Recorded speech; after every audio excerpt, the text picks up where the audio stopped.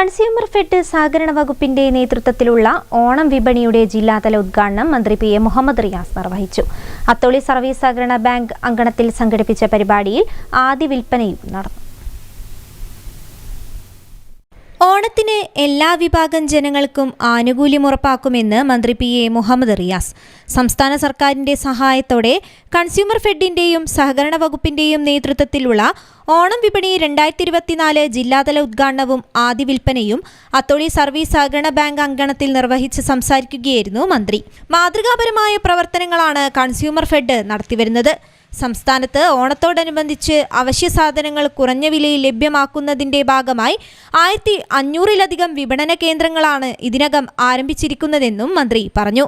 13 നിത്യോപയോഗ സാധനങ്ങൾക്ക് സർക്കാർ സബ്സിഡിയോടെയും മറ്റിനങ്ങൾ 40% വിലക്കുറവിലും ഇവിടങ്ങളിൽ ലഭ്യമാകുമെന്നും മന്ത്രി പറഞ്ഞു. സംസ്ഥാനത്ത് ഈ ഓണവുമായി ബന്ധപ്പെട്ടും 1500 വിപണന കേന്ദ്രങ്ങൾ ഒരുക്കിയിരിക്കുകയാണ്. ഓണം എത്രത്തോളം മലയാളികൾക്ക് പ്രാധാന്യമുണ്ട് എന്നുള്ളത് ഞാൻ പ്രത്യേകിച്ച് പറഞ്ഞു തരേണ്ടതില്ല, നിങ്ങൾക്കറിയാം.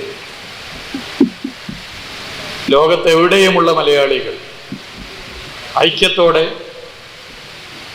ഓണം ആഘോഷിച്ചു വരികയാണ്. Consumer fed chairman M Mehboob അധ്യക്ഷനായി. സഹകരണ വകുപ്പ് unit inspector M C Shaima, consumer fed regional manager P K Anilkumar, Ulleri service സഹകരണ bank president V K Vijayan, Atholi സഹകരണ ആശുപത്രി president V P Balakrishnan, Atholi labour contract society president A K Rajan എന്നിവർ സംസാരിച്ചു.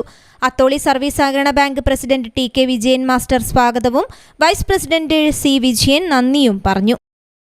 News bureau, Atholi.